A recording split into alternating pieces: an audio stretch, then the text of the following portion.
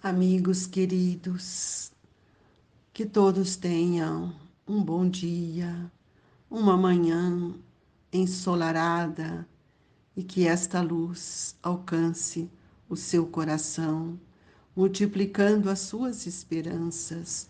E nesse momento eu convido a todos a elevar o pensamento a Deus para que possamos ouvir o Evangelho e tirar dele a essência que tanto necessitamos para compreender os ensinamentos de Jesus. Hoje nós vamos ler Dever-se-á por termo as provas do próximo? É o item 27. Deve alguém pôr termo às provas do seu próximo quando possa ou deve, para respeitar os desígnios de Deus, deixar que siga o seu curso? Já vos temos dito e repetido muitíssimas vezes que estáis na terra de expiação para concluires as vossas provas, e que tudo o que vos sucede é consequência das vossas existências anteriores. São os juros da dívida que tendes de pagar. Esse pensamento, porém, provoca em certas pessoas reflexões que devem ser combatidas devido aos funestos efeitos que poderiam determinar. Pensa alguns que, estando-se na terra para expiar, cumprem que as provas sigam seu curso. Outros há mesmo que vão até o ponto de julgar que, não só nada devem fazer para as atenuar, mas que, ao contrário, devem contribuir para que elas sejam mais proveitosas, tornando-as mais vivas. Grande erro. É certo que as vossas provas têm de seguir o curso que lhes traçou Deus. Dar-se-á, porém, conheçais esse curso? Sabeis até onde tem elas de ir? E se o vosso Pai misericordioso não terá dito ao sofrimento de tal ou tal dos vossos irmãos? Não irás mais longe? Sabeis que a providência não vos escolheu, não como instrumento de suplício para agravar os sofrimentos do culpado, mas como bálsamo de consolação para fazer cicatrizar as chagas que sua justiça abrira? Não digais, pois, quando virdes atingido um dos vossos irmãos: é a justiça de Deus, importa que siga o seu curso. Dizei antes: vejamos que meios o Pai misericordioso me pôs ao alcance para suavizar o sofrimento do meu irmão.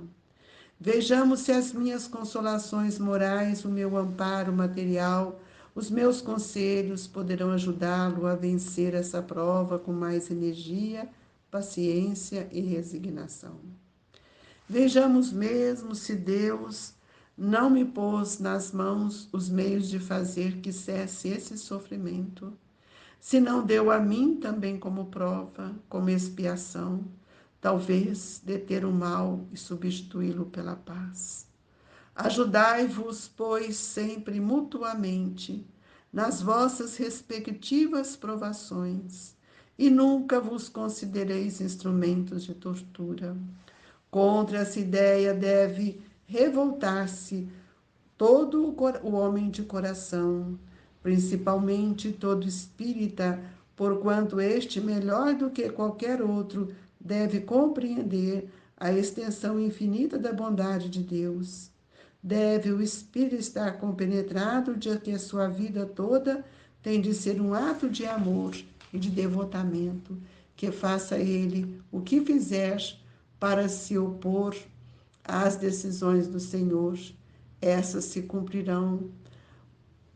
Pode, portanto, sem receio, empregar todos os esforços por atenuar o amargor da expiação, certo, porém, de que só a Deus cabe detê-la ou prolongá-la, conforme julgar conveniente. Não haveria imenso orgulho da parte do homem em se considerar no direito de, por assim dizer, revirar a arma dentro da ferida, de aumentar a dose do veneno nas vísceras daqueles que está sofrendo, sob o pretexto de que tal é a sua expiação? Ó, considerai-vos sempre como instrumento para fazê-lo cessar. Resumindo, todos estáis na terra para espiar, mas todos, sem exceção, deveis esforçar-vos por abrandar a expiação de vossos semelhantes, de acordo com a lei de amor e caridade. Bernardino, Espírito Protetor, Bordeaux, 1863. Pai nosso que estais nos céus, santificado seja o vosso nome. Venha a nós o vosso reino, seja feita a vossa vontade, assim na terra como nos céus. O pão nosso de cada dia nos dai hoje, Senhor. Perdoai as nossas dívidas, assim como nós devemos perdoar os nossos devedores. Não nos deixeis, ó Senhor, cairmos em tentação, mas livrai-nos de todo mal, que assim seja. Ó Mestre, que seu amor possa fecundar em nossos pensamentos, na forma do trabalho, do bem-estar que podemos proporcionar ao outro. Ajude-nos, Jesus, a compreender o roteiro divino e iluminativo que o Senhor nos trouxe, promovendo em todos nós o desejo de sermos melhores.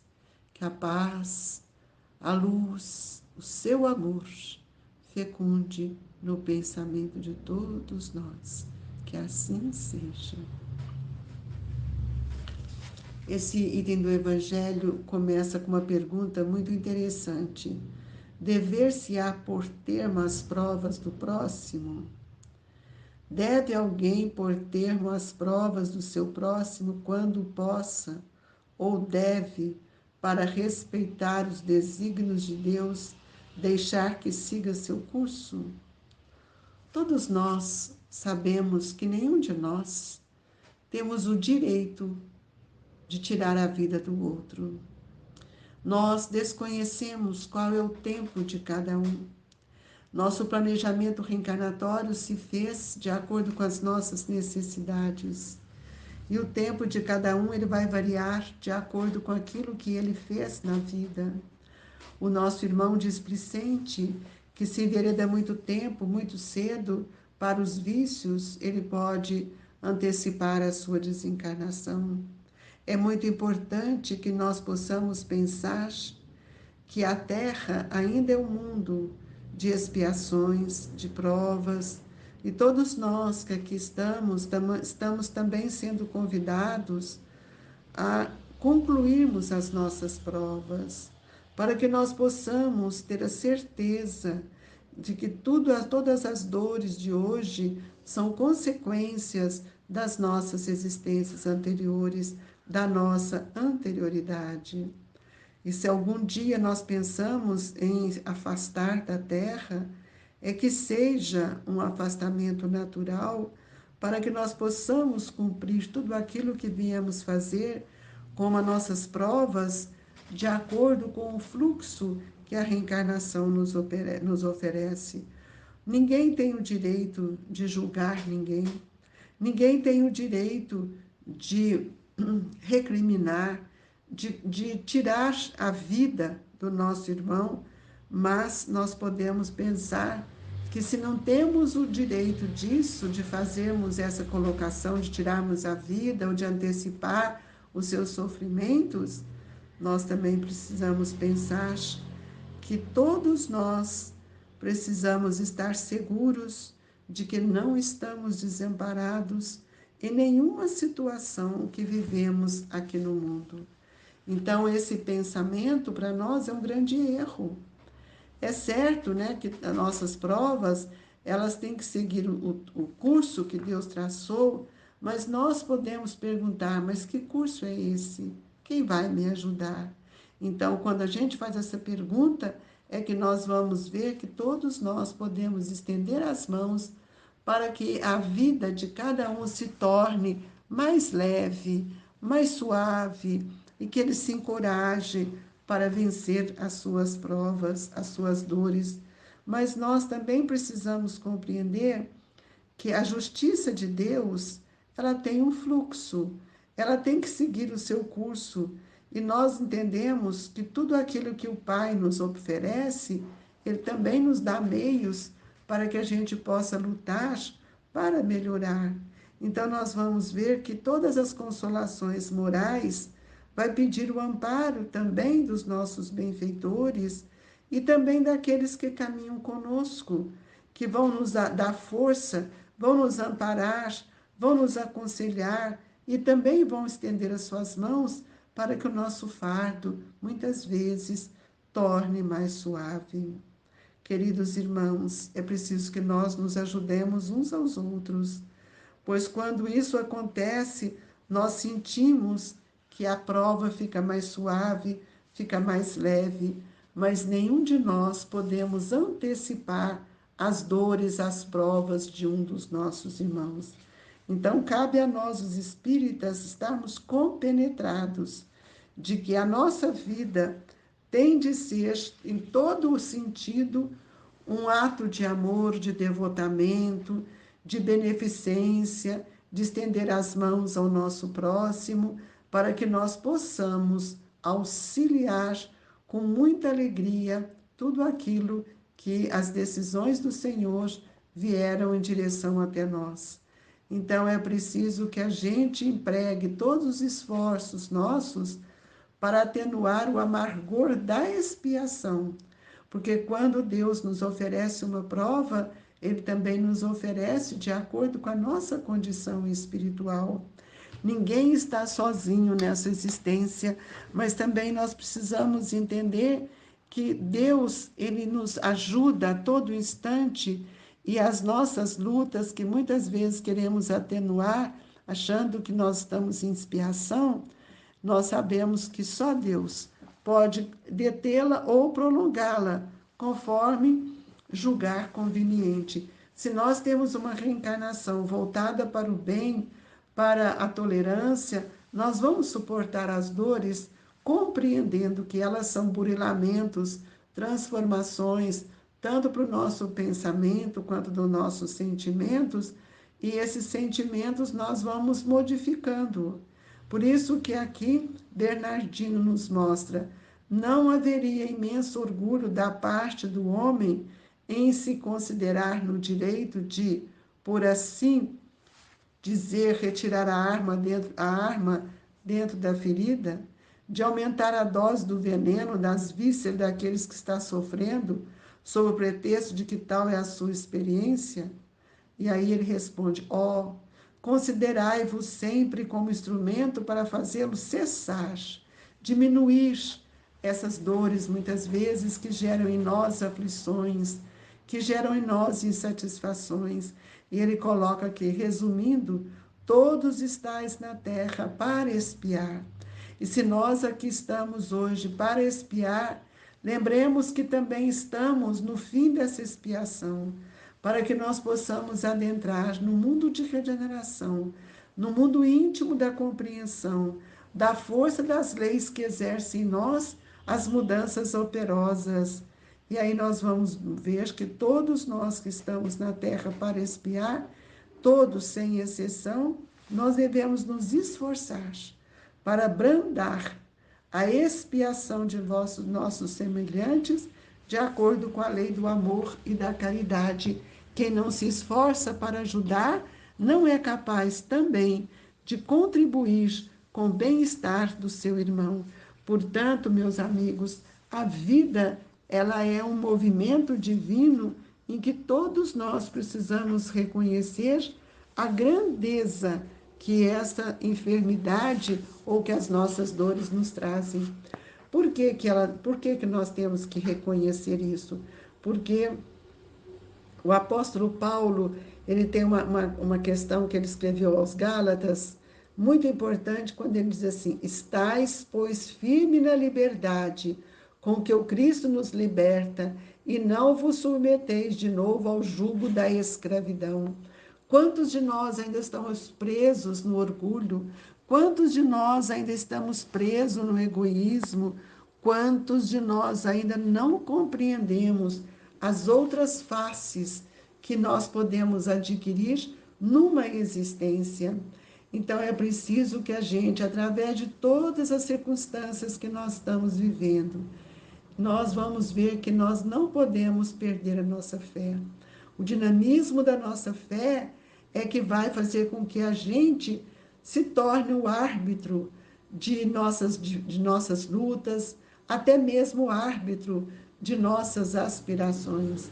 E aí nós vamos ver que na infância, muitas vezes nós tivemos tantas lutas, né? Mas elas foram necessárias. E quantas pessoas falam assim, na minha infância foi tão difícil. Ninguém recebe o que não necessita.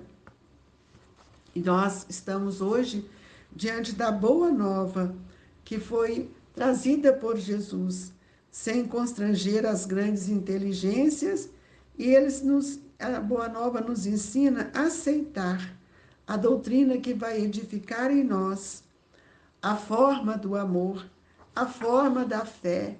E nós vamos ver que quantos irmãos nossos, né? Uma multidão que tem uma lógica irresistível. Quantas pessoas não aceitam o Evangelho de Jesus? Então, meus amigos, vamos pensar que nós estamos numa posição também daquele bombeiro que apaga o incêndio das dificuldades com a água, e nós com a água pura da verdade. Que nós possamos lembrar que toda a grandeza da vida que nós vamos assimilando, elas vão fazer com que a gente se torne melhor. Que a gente reflita muito, pois a liberdade que o Cristo nos oferece não é o abuso das nossas faculdades, a de raciocinar, a de empreender, mas aquela de fazer a felicidade, de obedecer a Deus, construindo o bem em todos, ainda mesmo sobre o nosso próprio sacrifício, porque este sacrifício é aquilo que mais agrada a Deus, nosso Pai. Nós gostaríamos de pedir nesse momento aos espíritos amigos que possam nos envolver em doces vibrações, a fim de que recebamos Jesus, o passe amigo, a transfusão de energias, de fluidos que são emanados da natureza pelos bons amigos espirituais. Eleve o seu pensamento a Jesus, para que você sinta agraciado com a bênção dos fluidos que hão de renovar-te. Fluidifica as nossas águas, que elas transformem em medicamentos valiosos para todos nós. Muito obrigado, Jesus. Que a sua paz, o seu amor, resplandeça de dentro para fora de cada um de nós. E com este desejo é que abraçamos todos os irmãos que ora estão conosco neste Evangelho, pedindo ao nosso benfeitor amigo, Eurípedes Barçanufo, que em nome de Jesus possa abraçar e agasalhar a todos os nossos irmãos, que eleva o seu pensamento ao Mestre, rogando o amparo e a sua proteção. Paz e alegria aos corações de nossos irmãos. O abraço amigo do Grupo Espírita Esperança e Caridade. Fique com Deus, que assim seja.